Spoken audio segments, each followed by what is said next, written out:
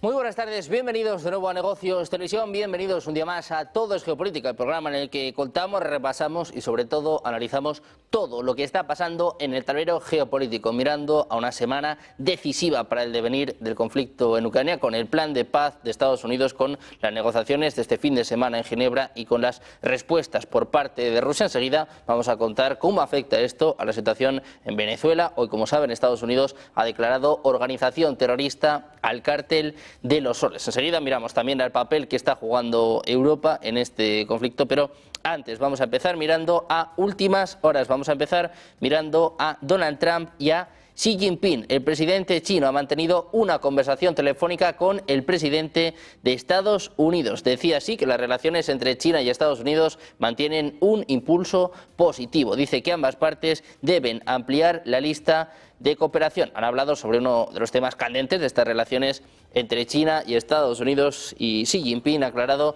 la posición de China sobre el tema de Taiwán. Saben que China y Japón están ahora mismo en un enfrentamiento dialéctico y bueno, pues en un enfrentamiento también geopolítico por el tema de Taiwán. Japón amenaza incluso con desplegar misiles. Xi Jinping dice a Donald Trump, dice al presidente de Estados Unidos, que deben esforzarse más por lograr más avances en las relaciones bilaterales. Dice, bueno, pues que están en un momento muy positivo en estas relaciones, después sobre todo de la reunión que mantuvieron el mes pasado el mandatario chino y el líder estadounidense, pero sí quiere más. Dice que es un momento clave, que las relaciones están en un momento positivo, pero bueno, pues que deben ahondar más en estas negociaciones y también en estas conversaciones sobre Ucrania. Mirando a Ucrania, vamos a ir con más últimas horas, vamos a contarles cómo está la situación en el frente, y es que Rusia ha informado este lunes sobre la total liberación, dice, de 2 barrios en la estrategia ciudad ucraniana de Pokrovsk, en la región de Donetsk, también sobre la toma de una nueva localidad en Zaporilla, en el sur de Ucrania. Decía el parte que en la localidad de Pokrovsk de la República Popular de Donetsk, los grupos de asalto del Ejército 2 han librado plenamente los barrios de Gorniak y Shakhtirovsky, es lo que apunta el Ministerio de Defensa ruso en su parte de guerra. Según la nota castrense, las fuerzas rusas continúan también eliminando a las tropas enemigas en Rivne, a las afueras de Pokrovsk. El Estado Mayor ruso afirmaba la semana pasada que actualmente controla las tropas del país con cerca del 75% del territorio de Pokrovsk. También habrían logrado expulsar a los ucranianos de otros 148 edificios en la ciudad de Mirnograd, cuyo control es clave para completar el cerco. Mientras tanto, Donald Trump advirtió hoy que no se puede creer por ahora en ningún progreso significativo en las conversaciones de paz sobre Rusia y Ucrania, pero enfatizó que algo bueno podría estar sucediendo. Decía en un mensaje en Truth Social, es realmente posible que se estén logrando grandes avances en las conversaciones de paz entre Rusia y Ucrania. No lo crean hasta que lo vean, pero algo bueno podría estar sucediendo. Ayer Marco Rubio elogiaba la enorme cantidad de progreso y decía que era la reunión más significativa con Ucrania. Mientras tanto, Rusia ha informado este lunes que no ha recibido ninguna información oficial sobre los resultados de las conversaciones de paz sobre Ucrania celebradas este domingo en Ginebra. Estados Unidos y Ucrania dijeron en un comunicado conjunto, después de estas reuniones, que habían elaborado un marco de paz refinado, aunque no ofrecieron detalles. Dmitry Peskov ha señalado que el Kremlin no discutiría los pormenores de ningún borrador de acuerdo a través de los medios. Dijo que no hay planes para una reunión esta semana entre negociadores rusos y estadounidenses. Pendientes de la situación en Ucrania, nosotros vamos allá con el análisis, vamos allá con los expertos. Hoy tenemos a José Luis Orella, profesor titular de Historia Contemporánea en la Universidad CEU San Pablo. ¿Qué tal, José Luis? Muy buenas tardes. Muy buenas, es un placer estar aquí con vosotros y también con Adrián y Emiliano. Pues tenemos precisamente a Adrián, presidente de ¿qué grupo? Adrián Celaya, ¿qué tal? Muy buenas tardes. Hola, ¿qué tal? Como siempre, encantado de estar con vosotros y con mis compañeros, claro. Y contamos con Emiliano García Coso, profesor de ICADE, de Derecho Internacional y Relaciones Internacionales. Emiliano, ¿qué tal? Buenas tardes. Buenas tardes, Sergio y compañeros.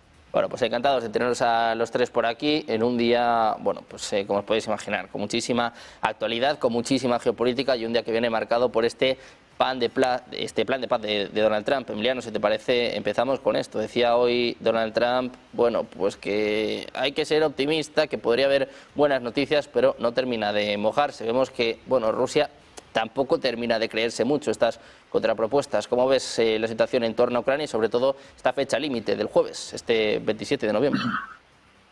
Pues Sergio, yo empezaría poniendo en serio en juicio tela de juicio que sea una propuesta del señor Trump, porque sin saber todavía el contenido específico de lo que se va cerrando de esos famosos 28 puntos que en la reunión de Ginebra, en el fondo volvemos otra vez a la casilla de salida, es decir, a aceptar o proponer en esos 28 puntos todo lo que ya había dicho el señor Putin, es decir, entrega del Donbass, mantenimiento en la zona de Zaporilla y Kharkov la línea de frente, el ejército que no puede superar los 600.000, la renuncia definitiva de la OTAN y, por supuesto, muy del señor Trump, eso quizás sea el único punto que sí que haya introducido el señor Trump y no el señor Putin, pues básicamente que quien va a pagar la reconstrucción es Europa, una parte Rusia con esos 100.000 euros, pero que el 50% de esta reconstrucción ya estaría adjudicada a empresas norteamericanas. Es decir, otra vez un despropósito, sinceramente. Es decir, volvemos otra vez a decirle a Ucrania, que lleva ya casi 4 años aquí poniendo gente en el frente y muriendo, al igual que los soldados rusos que los lanzan ahí a la conquista de ciudades, muriendo a cientos de cada día, pues otra vez planteando lo mismo, es decir, usted se rinde y aquí no ha pasado nada, y que Rusia siga pudiendo vulnerar el derecho internacional y utilizar la fuerza para mover fronteras. Entonces, pues bueno, desafortunadamente, con esas amenazas que también va lanzando en sus redes sociales, y si no ya diciendo que el Jueves Santos tiene el plazo final, pues sinceramente esto no es una manera de negociar un acuerdo de paz, y sobre todo después de todo lo que ha llovido. Entonces, bueno, a ver qué dice el señor Zelensky y sobre todo a ver qué dice el pueblo ucraniano, porque va a suponer una gran humillación para el pueblo ucraniano y un foco permanente. Es decir, que si se llegara a firmar esto, lo único que vamos a hacer es posponer un conflicto permanente, ahí que va a estar larvado y con continuos enfrentamientos, porque la invocación o las garantías de seguridad que le propongamos en ese acuerdo de paz, los europeos y especialmente los norteamericanos, al señor Putin en la actualidad le da exactamente igual, porque sabe que no se va a cumplir.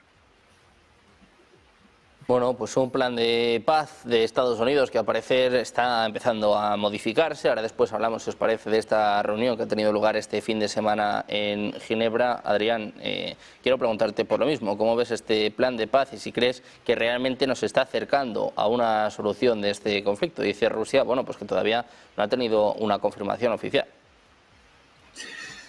Bueno, vamos a ver, viéndolo positivamente, me quedaría con tus últimas palabras, ¿no? Si nos está acercando, probablemente sí, en la medida en que se están dando pequeños pasos en cada una de las propuestas que surgen cada 2 o 3 meses, ¿no? Pero yo creo que hay que ser escépticos porque las posturas de fondo están todavía demasiado distantes, ¿no? Y el problema de fondo ya sabemos cuál es.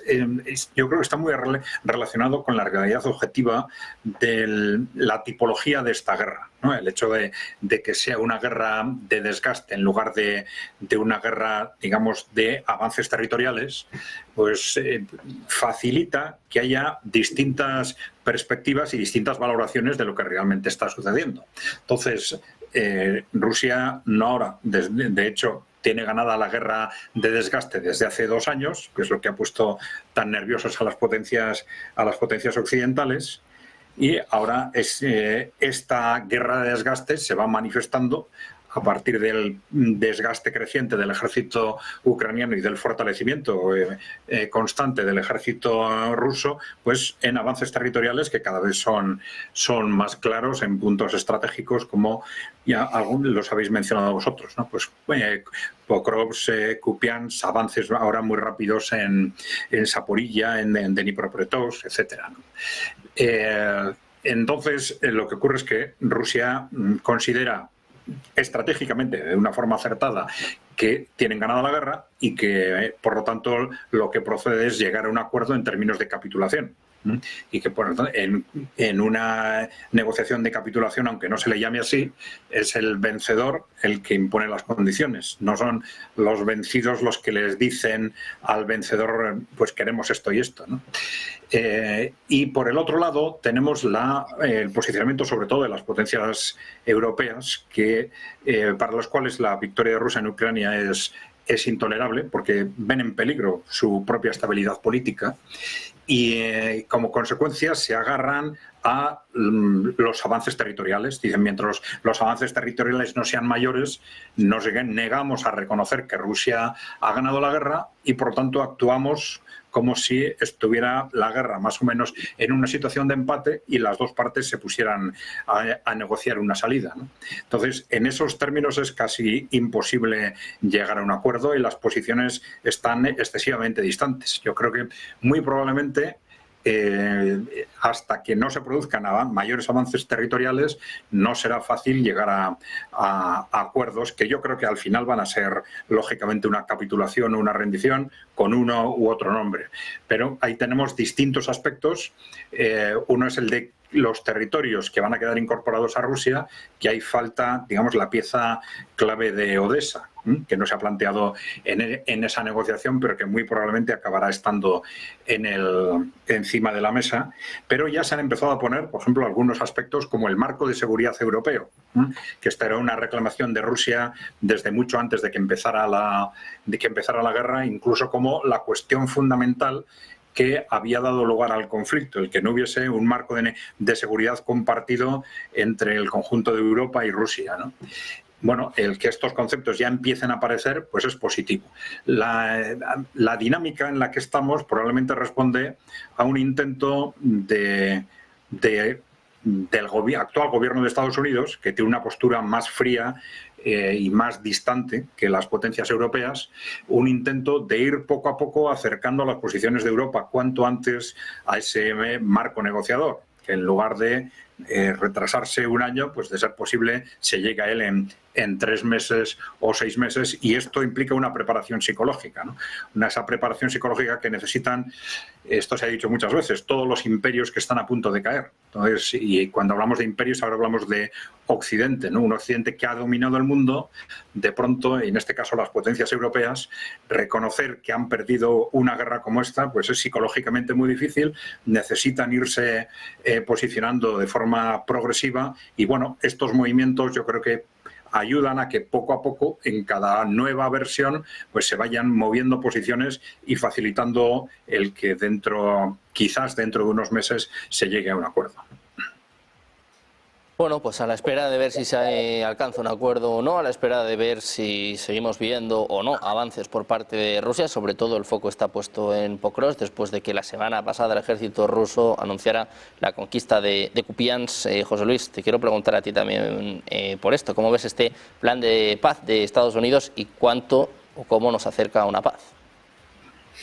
Hombre, son sondeos que intentan más o menos cincelar poco lo que podría ser una paz definitiva, ¿no? Como vemos, con una aceptación de gran parte del paquete de los puntos que los rusos habían planteado previamente en otros intentos un poco de diálogo, de negociaciones, y que ellos también de esa manera pues claramente no pagan la factura, serían los europeos y también los rusos aceptando esa corresponsabilidad en la invasión que habían procedido de la parte oriental de Ucrania, y que de esa manera, bueno, pues Estados Unidos paralizaría, coreanizando, ¿no?, un poco entre comillas el conflicto, y de esa manera pues bueno, se cerraría uno de los problemas, aunque se mantuviese el problema en el tiempo a largo plazo de esa forma,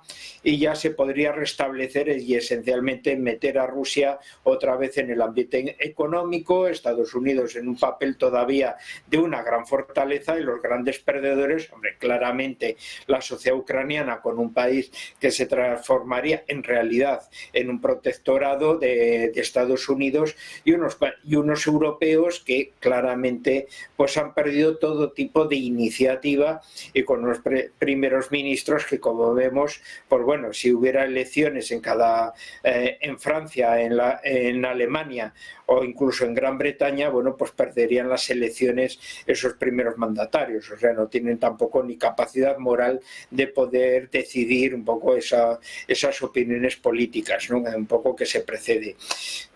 Con estas medidas, que es lo que ha intentado Trump, hombre, pues como vemos, huele claramente a una claudicación ucraniana, pero si se sigue en el tiempo, vemos claramente que los rusos, aparte del precio en vidas que tienen que estar pagando, como lo están pagando los ucranianos en su carácter defensivo, pues les va muy bien, y estamos en una situación además trascendental en cual se van terminando las ciudades fortificadas, las últimas defensas fortificadas que tenían los ucranianos construidas a partir del 2014 ya están desapareciendo esas últimas líneas, y eso lo que proyecta es que con la escasez de tropas que tienen y la desaparición de esas líneas fortificadas, en cuanto se rompa, como se están viendo ya en muchas partes locales de frente que va apareciendo, las consecuencias que se pueden prever igual para las próximas semanas puede ser una ruptura del frente y la introducción ya de las unidades rusas en profundidad. O sea, ese proceso que lo estamos viendo en Zaporozhye, de que cada vez más, todos los días, 3, 4 asentamientos están cayendo en manos de los rusos, se pueden ir acelerando en otros frentes, ¿no? Y por tanto, bueno, un proceso de pérdida de territorio que sería muy llamativo y sería una caída de la moral de los ucranianos. Trump, como bien sabemos previamente, aunque no se pueden predecir sus movimientos, porque lo hace de esa manera para que no se pueda predecir y tener un poco esa capacidad de reacción, pues siempre iba a intentar paralizar el conflicto para evitar por todos los medios un triunfo absoluto de las Fuerzas Armadas de Rusia, ¿no? Así que ahora estaríamos un poco en esos momentos en los cuales a Rusia no le conviene una negociación, porque todo le está favoreciendo en que va a conseguir sus objetivos a corto plazo de una manera militar, y por el contrario, bueno, pues Ucrania cada vez estaría, a pesar del respaldo europeo, en unas circunstancias mucho más débiles y quizá de una aceptación de una paz más draconiana todavía en esas condiciones, ¿no? Bueno, pues muy atentos a este plan de paz, a este posible acuerdo sobre Ucrania, en un momento, bueno, pues en el que estamos hablando de las partes, ¿no? Estamos hablando de Trump, de Rusia, de Ucrania. Os quiero preguntar también por Europa, ¿no? Por estas reuniones, estas negociaciones que se celebraban este fin de semana en Ginebra. Mañana se espera una reunión de la coalición de voluntarios y, bueno, pues Europa está intentando hacerse un hueco en esta mesa. Emiliano, te quiero preguntar por esto. ¿Cómo ves el papel de Europa en este acuerdo y también hasta dónde puede llegar la tensión con Rusia? Porque no sé yo si ahora Rusia va a aceptar algún tipo de modificación. Pues seguimos siendo ninguneados, pero por las dos partes, es decir, no solamente por Rusia, sino también por Estados Unidos, porque de repente saca de nuevo sobre la mesa las pretensiones del señor Putin, acordadas y en su caso negociadas entre ellos dos, y ni la víctima, que es Ucrania, ni los que estamos pagando la factura de esa víctima y su posible futura reconstrucción tampoco. Entonces, obviamente no nos podemos quedar de brazos cruzados, porque hay muchas implicaciones que se haga este acuerdo, que yo no lo llamaría de paz, yo lo llamaría directamente capitulaciones y rendición por parte de Ucrania en las condiciones en las que está actualmente previsto. Y por lo tanto los europeos tenemos que decir algo, porque ya no solamente es Ucrania, sino que de ahí, de nuevo, estamos haciendo la vista gorda a que se puedan modificar fronteras. Y después de Ucrania, pues sin necesidad de una intervención militar, tenemos el caso de Georgia. Y después de eso tenemos que quizás en Transnistria, pues de nuevo, para proteger a la población rusa en Transnistria, pues decida que desde Ucrania también puede ser más fácil llegar a Moldavia. Y así va tumbando torres que al final lo que afecta es a la propia Europa. Sin contar que si termina este conflicto, pues el señor Putin tendrá tiempo suficiente para intentar influenciar en todas las elecciones que se tienen que celebrar en los próximos años en Europa. Porque recordemos que una de las tácticas del señor Putin es financiar y tratar de llevar a los gobiernos de los Estados miembros, pues gobiernos que creen otra vez en la vuelta al nacionalismo, al estilo húngaro, al estilo checo, ahora al estilo eslovaco, es decir, que ya tiene 3, de 27 ya tiene 3, con esa visión ultranacionalista y donde el proyecto europeo solamente sirve para recibir fondos, pero no para llevar a cabo la defensa de los valores que nos hemos dotado con esta construcción europea. Entonces, yo cada vez estoy más preocupado y espero y deseo que mañana, en esa conferencia que tienen los países partícipes de esta coalición, pues realmente convenzan, uno, de tratar de cambiar y modificar numerosos puntos de ese supuesto acuerdo de paz, y dos, que sin prever el escenario, ¿qué ocurre si Ucrania, o convencemos a Ucrania, o la sociedad ucraniana dice que, habida cuenta que lleva 4 años aguantando lo que lleva aguantando, pues que vamos a tratar de establecer otro escenario, que vamos a ver si aguantamos solo con la ayuda europea, incluida la poca inteligencia europea que podamos proporcionar a diferencia de Estados Unidos, para tratar de llegar hasta el 2028. ¿Con qué objetivo? Pues supuestamente, si el señor Trump ya no incumple el mandato constitucional y no se vuelve a presentar a un tercer mandato, que todo cabría, pues conseguir que a lo mejor haya un cambio de gobierno en Estados Unidos y vuelva otra vez ese apoyo más incondicional que dieron los demócratas a la situación del conflicto con Ucrania. Porque si no, no solamente está Ucrania en peligro, es que de nuevo me gustaría insistir en el grado de penetración que el señor Putin ejerce en las elecciones europeas. Y para muestra, los 3 países miembros de la Unión Europea, que ya son pro-rusos, no pro-europeos. Pues Adrián, lo mismo te quiero preguntar, ¿cómo ves el papel de Europa en estas negociaciones, sobre todo con Merz, Macron y Starmer, bueno, pues que ya en su día reaccionaron, ¿no?, a este plan de paz, a estos 28 puntos que habría presentado Estados Unidos y que, bueno, este fin de semana han llamado a filas a Zelensky? Te quiero preguntar si crees que Europa tiene algo que hacer, si crees que va a poder modificar algún punto de este acuerdo. Bueno, vamos a ver. Sí, estas potencias europeas se quejan de que no se les tenga en cuenta en estas negociaciones, pero claro, es que están en una posición tan maximalista que introducir a Europa en estas negociaciones supone que no haya negociaciones, ¿no? Claro, porque Europa está en una posición de no aceptar bajo ningún precio una victoria rusa, pero una victoria rusa que de hecho ya se ha producido, ¿no? Entonces es una no aceptación de la realidad que les ha llevado durante los últimos 2 años a buscar una estrategia de escalada. Es decir, como única solución, puesto que Rusia gana la guerra en Ucrania, pues la única solución es transformar el conflicto de Ucrania en un conflicto europeo, continental, en una guerra mundial, vamos.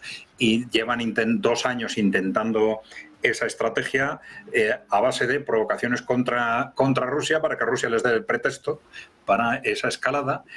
Rusia no ha caído en esa trampa y ahora es una estrategia que está necesariamente congelada desde que Donald Trump llega al poder, ¿no? Pero claro, sus posiciones son tremendamente maximalistas porque, y en esto coincido, aunque desde distinto punto de vista, evidentemente, pero coincido con la interpretación que hace Emiliano en el sentido de que lo que realmente le preocupa a estas potencias, en este momento belicistas europeas, no es esa imagen que se ha intentado proyectar de una Rusia que invada Europa hasta Lisboa, ¿no?, sino el impacto político e ideológico de la victoria rusa en Ucrania, ¿no? Ellos están convencidos de que esa victoria rusa en Ucrania va a disparar esa influencia política e ideológica de Rusia, fundamentalmente en primer lugar en Europa central y oriental, y esto va a acabar influyendo necesariamente en una Europa occidental que ya está en una situación políticamente muy convulsa, pero que clarísimamente se va a ver envuelta en un periodo de convulsión política a 3 frentes, digamos, en los próximos 3-4 años, entre los grupos, digamos, tradicionales, que de alguna forma en los últimos 30 años han asumido presupuestos o planteamientos estratégicos muy similares entre ellos, luego estos grupos conservadores, algunos de ellos cercanos al trumpismo, y luego los grupos que van a estar, digamos, cada vez más mirando hacia los países emergentes liderados por Rusia y por China, ¿no? Entonces, entre estos 3 grupos van a probablemente a disputarse el espacio político de una Europa occidental que además está en una crisis económica creciente, con una falta de alternativas de futuro, sin hacer frente a sus problemas y, por lo tanto, en una situación de riesgo interno muy alto. Esta inseguridad es la que hace muy fácil mirar hacia el exterior a la hora de buscar los problemas y las soluciones, la que les incapacita a las élites europeas políticas y corporativas a hacer viable, a permitir una solución al problema y las que les lleva a unas posiciones tan extremas que les incapacita para estar en un proceso negociador. Todo el mundo sabe que mientras no cambien radicalmente las circunstancias, van a tener una posición permanentemente obstruccionista. Entonces es lógico que no se les dé un papel significativo en las negociaciones. Pues, José Luis, me gustaría preguntarte a ti también por esto, el papel que está teniendo Europa en estas negociaciones, en estas conversaciones, sobre todo, bueno, pues pidiendo moderar algunos de los puntos de este plan de paz de Estados Unidos. Decían, bueno, que parecía una lista de deseos por parte de Rusia. ¿Hasta qué punto crees que pueden conseguir modificaciones? Por muy poco, precisamente por lo que han dicho también mis compañeros, ¿no? La falta de unidad, que es un poco lo principal que se nota en la Unión Europea, y de una gran fragmentación, ¿no? Tienes casi un director de orquesta a nivel europeo, que es Gran Bretaña, que se ha destacado en los últimos tiempos como uno de los países, bueno, pues más agresivos en ese aspecto frente a Rusia, de los más aliados, con unas relaciones más estrechas con Ucrania en su apoyo militar, pero que está fuera de la Unión Europea, y resulta que, bueno, ¿no? Pues parece que influye casi más todavía que cuando estaba dentro un poco en ese ámbito, ¿no? Pero como vemos, también con unos cambios de gobierno y con una clase política, pues bueno, que intenta con su política internacional apagar, ensombrecer los graves y profundos problemas que tiene a nivel interno el país. Lo mismo podríamos hablar un poco de los demás, ¿no? O sea, hay una profunda debilidad con unos ejecutivos que, aunque apoyan la voluntad de política de la Unión Europea, pues están muy debilitados a niveles internos. Luego también no es lo mismo en una Unión Europea la situación de gobierno del eje franco-alemán con los países meridionales, que nos puede tocar, por ejemplo, a españoles o a italianos, el conflicto como mucho más lejano, y por eso también todos esos medios de propaganda que intentan por todos los medios acercarnos al conflicto para que veamos la necesidad de esos apoyos, pero olvidándose que también somos países periféricos y tenemos enormes problemas en el sur que son plenamente olvidados por la Unión Europea. Y por otra parte, claro, los que se sienten pues plenamente como posibles protagonistas en un futuro, que son principalmente los países europeos del ámbito báltico o del ámbito polaco, ¿no? Que están en una situación de frontera y ven que, claro, el futuro va a cambiar a un nuevo telón de acero, una Rusia más potente y más fuerte en el futuro, y que ellos son los que forman parte de ese limes y claramente son los que están, bueno, potenciando más ese proceso de necesidad de rearme, de protagonismo, etcétera, ¿no? Aquí la única puntualización que verdaderamente sí es cierta, la manipulación y la influencia que ejercen los rusos dentro de la Unión Europea, ayudando a fragmentar lo más posible.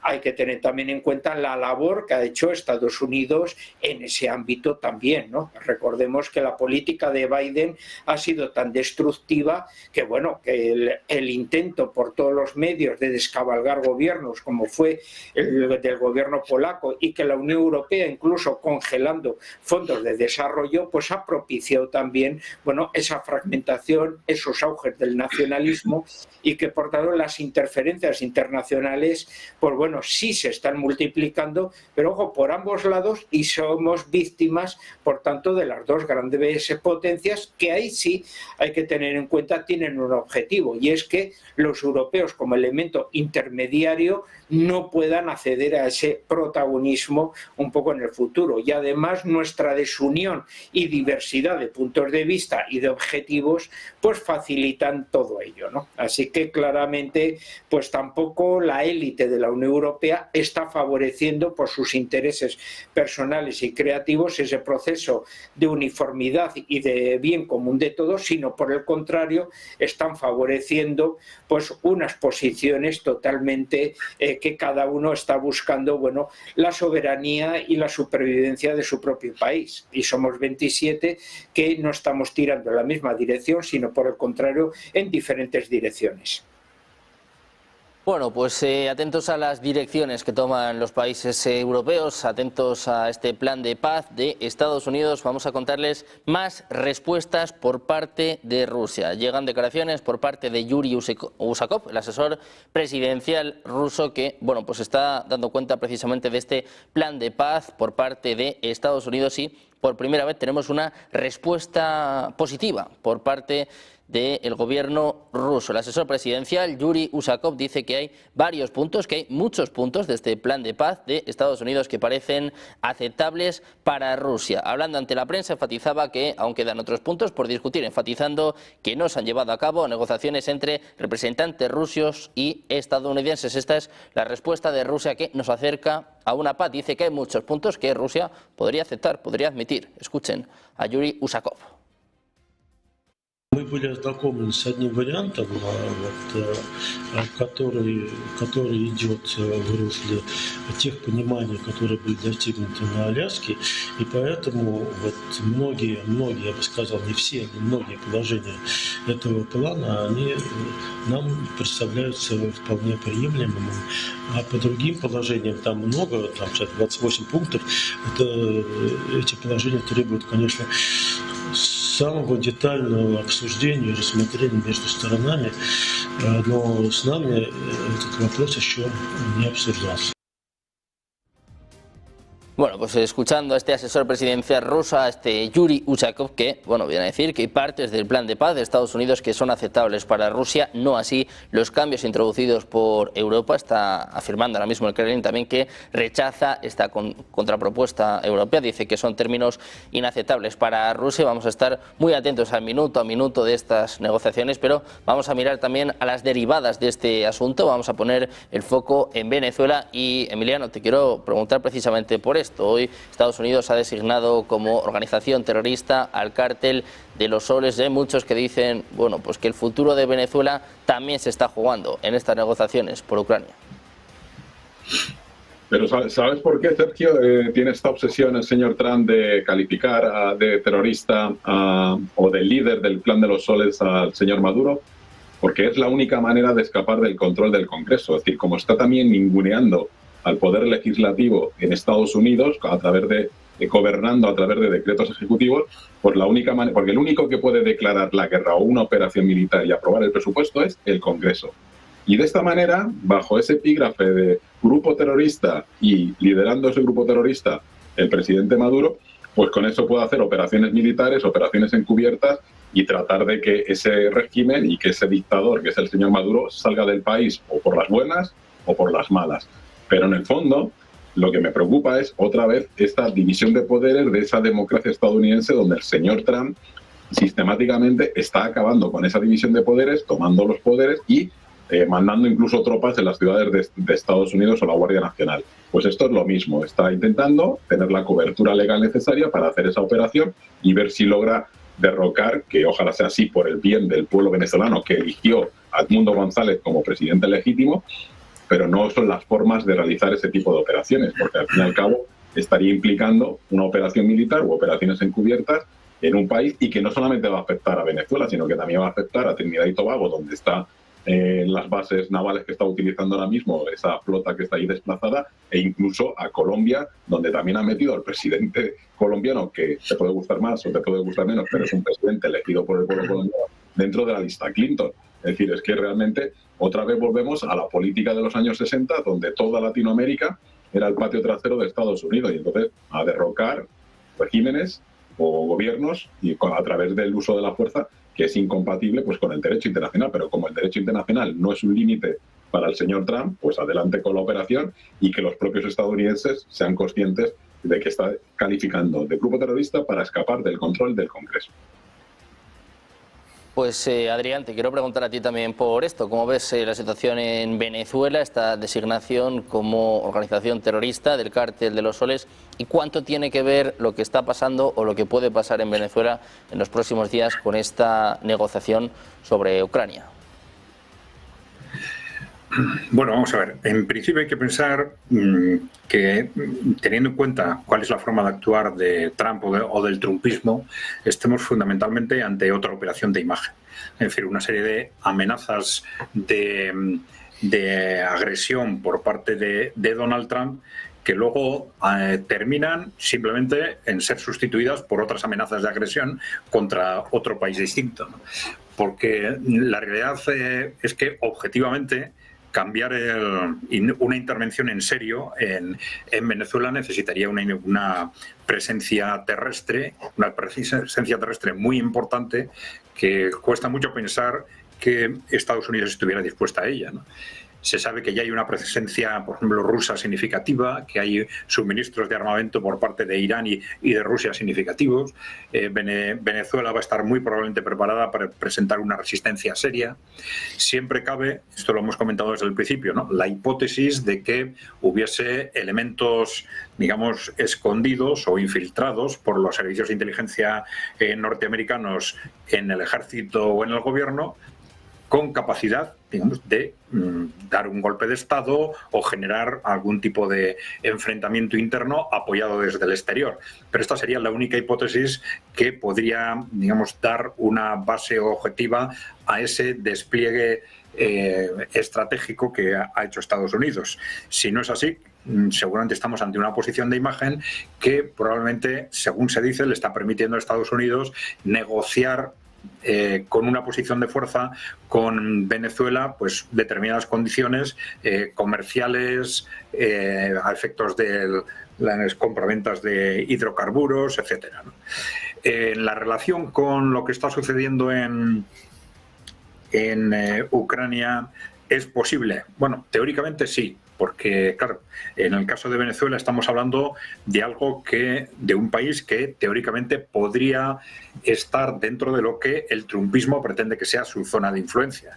No olvidemos que, claro, la diferencia fundamental en este sentido entre el trumpismo y, digamos, los grupos del Partido Demócrata y los neoconservadores republicanos que están más cercanos a la oligarquía financiera es que este grupo de la oligarquía financiera sigue apostando por el control del mundo, mientras que el trumpismo adopta una posición más realista, muy relacionada con las teorías de Kissinger, en el sentido de aceptar que Estados Unidos ya no puede seguir siendo el dueño del mundo, tiene que aceptar ser uno de los polos de ese mundo multipolar que está ya aquí, ¿no? Pero claro, uno de los polos que ellos están pensando probablemente lo más fuertes posible. Y esto implica, por un lado, una reindustrialización de Estados Unidos y, por otro lado, probablemente, todo parece indicar que un área de influencia alrededor de Estados Unidos. Lo que no está claro es cuál es ese área de influencia que ellos quieren mantener, ¿no? Esto se ha relacionado con esas primeras declaraciones tan agresivas de Donald Trump con respecto a Groenlandia, a Canadá como estado número 51 de Estados Unidos, con respecto a México.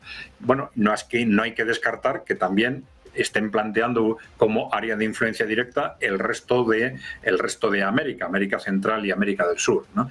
Bueno, si este fuera el contexto, si este es el contexto o la ambición del trumpismo, pues no sería extraño que Trump intentase, dentro de esa negociación que muy posiblemente se está dando ya desde hace tiempo con Rusia y con China sobre el futuro de ese mundo multipolar, el que se intentara garantizar para Estados Unidos una determinada presencia en América Latina que incluyese en concreto a Venezuela, puesto que esa es la pregunta, ¿no?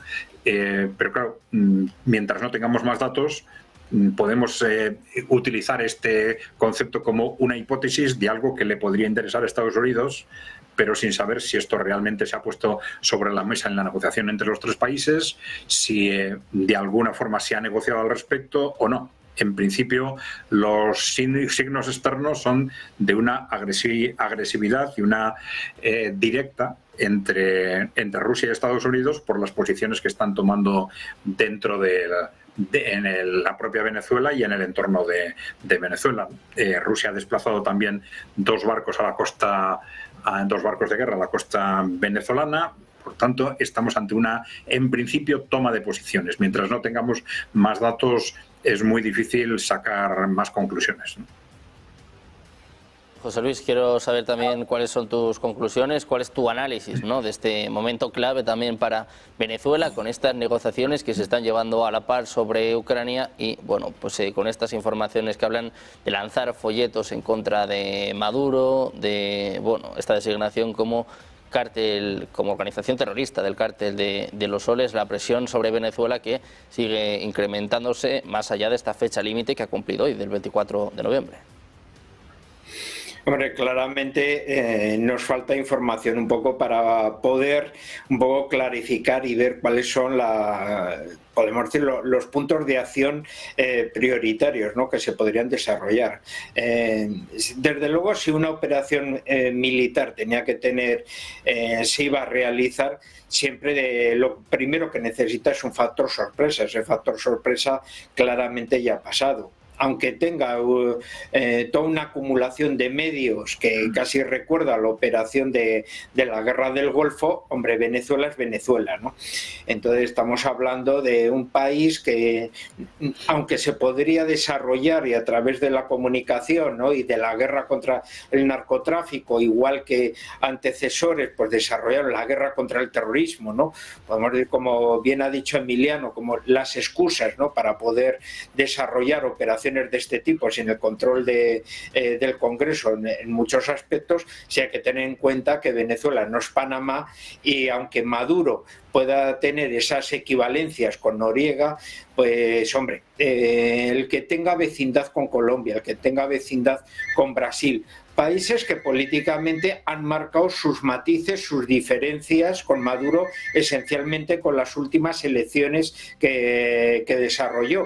Pero sí que hay que tener en cuenta que ya una intervención militar directa en contra del derecho internacional en Venezuela sí podía provocar un cambio de actitud a nivel político de los países vecinos y que le estaría dando una motivación, desde luego, de nuevas movilizaciones sociales en el ámbito de toda América del Sur, frente a unos Estados Unidos que volvían a dar su imagen decimonónica, y por el contrario Estados Unidos sí que pretende, a través de la diplomacia y con unas elecciones que van cambiando muchos de los gobiernos, pues está facilitando un cambio pendular de gobiernos que más o menos pretenden tener unas relaciones más estrechas con Estados Unidos, y que a nivel geopolítico le conviene porque mantiene todo lo que es el hemisferio occidental bajo su control, como siempre lo ha hecho, ¿no? Así que una intervención militar, cada vez con el tiempo que va pasando,